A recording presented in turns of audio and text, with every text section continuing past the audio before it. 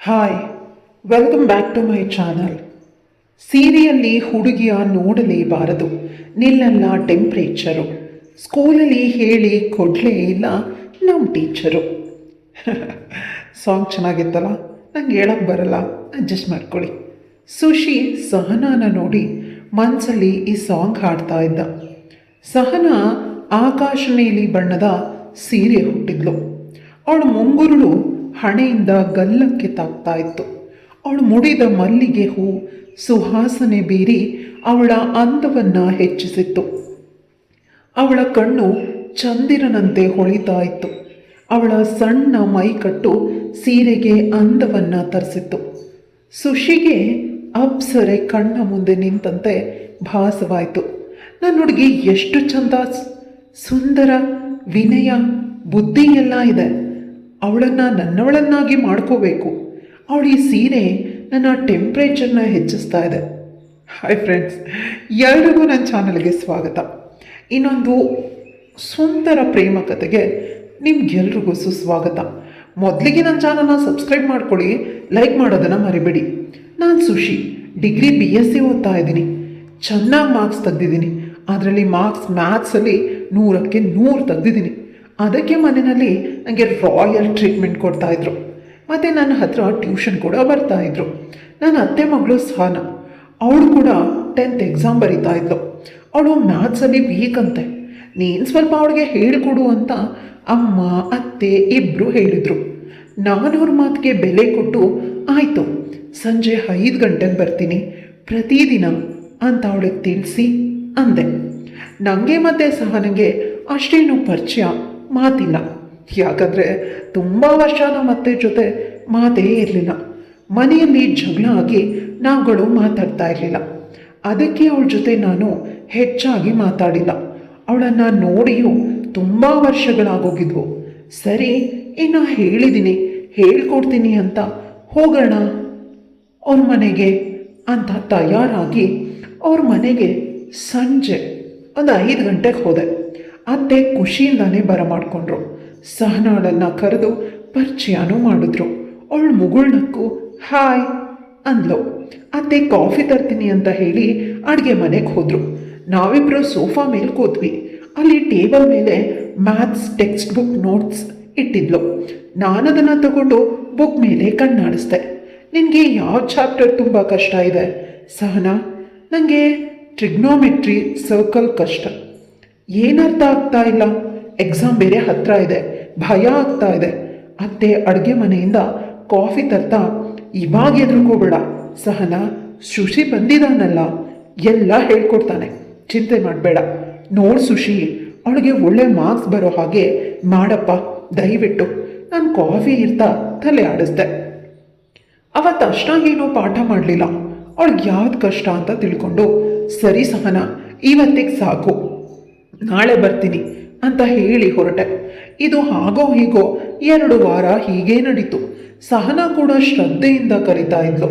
ನಾನು ಅವಳಿಗೆ ನೀನು ಸಣ್ಣ ಸಣ್ಣ ತಪ್ಪು ಜಾಸ್ತಿ ಮಾಡ್ತೀಯ, ಅದ್ರ ಬಗ್ಗೆ ಗಮನ ಹರಿಸು, ನಿಮಗೆ ಒಳ್ಳೆ ಮಾರ್ಕ್ಸ್ ಬರುತ್ತೆ ಅಂದೆ.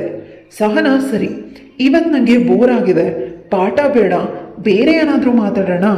ಬೇರೆ ಏನು? ನಿನ್ನ ಬಗ್ಗೆ, ನಿನ್ನ ಗರ್ಲ್ ಫ್ರೆಂಡ್ ಬಗ್ಗೆ ಹೇಳು. ನನ್ನ ಗರ್ಲ್ ಫ್ರೆಂಡ್ ಮೇಲೆ ನಿಂಗೆ ಯಾಕೆ ಇಷ್ಟೊಂದು ಆಸಕ್ತಿ? ಇಲ್ಲ ಸುಮ್ಮನೆ ಕೇಳಿದೆ. ಹಾಂ ಸರಿ, ನನಗೇನು ಯಾರೂ ಗರ್ಲ್ ಫ್ರೆಂಡ್ಸ್ ಇಲ್ಲ. ಯಾಕೆ? ಯಾಕಂದರೆ ನಿನ್ನ ಹಾಗೆ ಯಾರೂ ನಂಗೆ ಸಿಕ್ಕಿಲ್ಲ.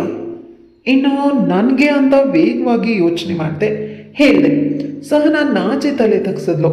ನೀನು ಹೇಳು ನಿನ್ನ ಬಗ್ಗೆ. ನನಗೂ ಯಾರೋ ಇನ್ನೂ ನಿಮ್ಮ ಥರ ಯಾರೂ ಸಿಕ್ಕಿಲ್ಲ. ಓಹೋ, ಹಾಗಾದರೆ ಇಬ್ಬರು ಸಿಂಗಲ್ಲು, ಇನ್ನೂ ಒಳ್ಳೇದಾಯ್ತಲ್ಲ, ಹಾಗಾದರೆ ಮಿಂಗಲ್ ಆಗ್ಬೋದು ಅಂದೆ.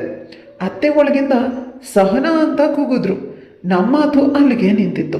ನಾನು ಬೇಸರದಿಂದ ಮನೆಗೆ ಹೋದೆ. ನಾಳೆ ಅವಳ ಹತ್ರ ಇದ್ರ ಬಗ್ಗೆ ಮಾತಾಡಲೇಬೇಕು, ಅವಳಿಗೆ ನನ್ನ ಮನಸ್ಸಿನ ಮಾತು ತಿಳಿಸ್ಬೇಕು ಅಂತ ರಾತ್ರಿ ನಿದ್ದೆ ಇಲ್ಲದೆ ಒದ್ದಾಡಿದೆ. ಮರುದಿನ ಅವಳ ಮನೆಗೆ ಹೋದೆ. ಅತ್ತೆ, ಸುಶಿ ಇವತ್ತು ಹಬ್ಬ ಅಲ್ವಾ, ಇವತ್ತು ಕ್ಲಾಸ್ ಇದೆಯಾ? ಓ ಅತ್ತೆ, ಮರ್ತೇ ಹೋದೆ. ಸರಿ ಬರ್ತೀನಿ. ಇಲ್ಲ ಇರು ಸುಶಿ, ಸಹನಾ ಕರಿತೀನಿ. ಸಹನಾ, ಸುಶಿ ಬಂದಿದ್ದಾನೆ ನೋಡಮ್ಮ. ಬಂದೆ ಅಮ್ಮ. ವೇಗವಾಗಿ ರೂಮಿಂದ ಓಡ್ಕೊಂಡು ಬಂದ್ಲು. ಅವಳನ್ನು ಕಣ್ಣು ರೆಪ್ಪೆ ಬಡಿದೆ ನೋಡ್ತಾ ನಿಂತೆ. ಅವಳನ್ನು ಸೀರೆನಲ್ಲಿ ನೋಡಿ ನಾನು ಹಾಗೆ ಕಳೆದೋಗಿದ್ದೆ. ಮನಸ್ಸಲ್ಲಿ ಸಾಂಗ್ ಬರ್ತಾ ಇತ್ತು, ವಾ ಸಹನ ದೇವತೆ ಥರ ಇದ್ದಾಳೆ, ಅವಳಿಗೆ ಸೂಪರ್ ಅಂತ ಕಣ್ಸನ್ನೆ ಮಾಡಿದೆ. ಅವಳ ಮುಖ ನಾಚಿಕೆಯಿಂದ ಕೆಂಪಾಯಿತು. ಮನೆಗೆ ವಾಪಸ್ ಬಂದೆ. ರಾತ್ರಿಯೆಲ್ಲ ಕನಸಲ್ಲಿ ಸಹನ ಸೀರೆಯಲ್ಲಿ ಅಪ್ಸರ ಥರ ಕಾಣಿಸ್ತಿದ್ಲು. ಏನೋ ಬೆಳಗ್ಗೆ ಜ್ವರ ಬಂದಿತ್ತು. ಅವಳು ಮನೆಗೆ ಹೋಗಲಿಲ್ಲ. ಸಹನ ಫೋನ್ ಮಾಡಿ ವಿಷಯ ತಿಳ್ಕೊಂಡು ಮನೆಗೆ ಓಡ್ಕೊಂಡು ಬಂದಿದ್ಲು. ಅಮ್ಮ ಬಾರಮ್ಮ, ಬೆಳಗ್ಗೆಯಿಂದ ಯಾಕೋ ಜ್ವರ, ನೀನೇ ನೋಡು ರೂಮಲ್ಲಿದ್ದಾನೆ. ನಾನು ಮಲಗಿದ್ದೆ. ಸಹನ ಬಂದಿದ್ದು ಗೊತ್ತಾಗಿಲ್ಲ. ಅವಳು ಹಣೆ ಮುಟ್ಟಿದ್ಲು. ನಂಗೆ ಎಚ್ಚರ ಆಯಿತು, ಜ್ವರ ಜಾಸ್ತಿ ಇದೆ ಶುಶಿ, ನಿನ್ನಿಂದಾನೇ ಜ್ವರ. ಯಾಕೆ ನಾನೇನು ಮಾಡಿದೆ? ಮತ್ತೆ ನಿನ್ನ ಸೀರೆನಲ್ಲಿ ಹಾಗೆ ಬಂದರೆ ನನ್ನ ಟೆಂಪ್ರೇಚರ್ ಏರಿದೆ.